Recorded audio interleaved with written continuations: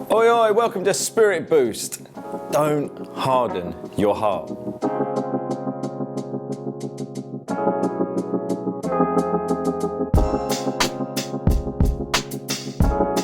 So we are in the second of 4 little episodes as we look at different people and their reactions to the crucifixion of Jesus. Last week we looked at Peter.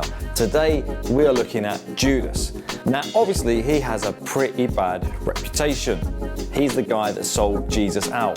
But think for a minute, Judas had been with Jesus for those 3 years. He had seen Jesus do ridiculous miracles, like feeding of the 5,000, bringing someone back from the dead, healing the blind. He had experienced God's power firsthand. In fact, probably far more than you or I have ever experienced God's power. And when they're at the Last Supper together, Jesus tells them, one of you is going to betray me. To which all the disciples say, is it me? Because they realize what their hearts are like. And Judas is there and he says, is it me? Am I the one to betray you? And Jesus says, yes, it is you. And then he tells Judas, go off and do what you've set out to do. Now, everyone else is clueless, but Jesus knew that Judas was about to go and betray him. Imagine what was going through Judas' mind. He's there and he says to Jesus, am I the one to betray you? Bearing in mind, he knows that Jesus can see what is about to happen. And Jesus says yes. And then Jesus says, go and do what you're about to do. And he knows that he's about to go and betray Jesus. And he still does it. He is so hard-hearted and so blind that he carries on. But then later, when he realizes what he's done and Jesus is about to be crucified, he goes back to the religious leaders and he says, what have I done? I've totally messed up. I don't want this money you've given me. It's gone too far. But by then it's too late.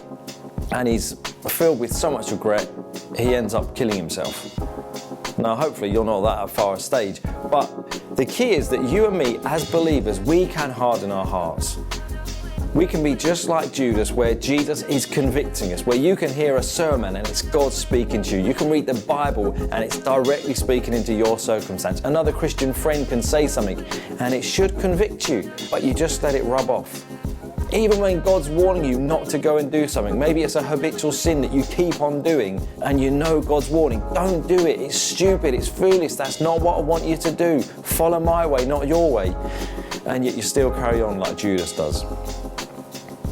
My challenge for you is don't harden your heart.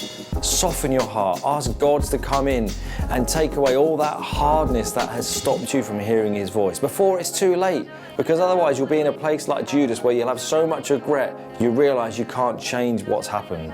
Let God speak to your heart. Let Him convict you and let Him change you. Be more like Peter, who we looked at last week, who when he realized he'd messed up, he asked Jesus to forgive him and he was changed from within. Don't be someone who's hardened. If you're struggling with that, if you're struggling with issues and habits that you can't seem to break, remember Jesus said, I have come that you would be truly free. When you know Him, the truth, you will be free. Seek out a Christian friend, be honest with them about your struggles, that they can support you and encourage you and challenge you. As always, please like, comment, share this message, and I'll be back next week for part 3 in this mini-series. Cheers. Hey, thanks for watching this video. I hope you've enjoyed it. If you have, hit like, subscribe on YouTube, and follow us on Facebook. And if you want to get more involved in our work reaching out to young people across the UK and Europe, then you can support us by going to give.net or asking us a question below.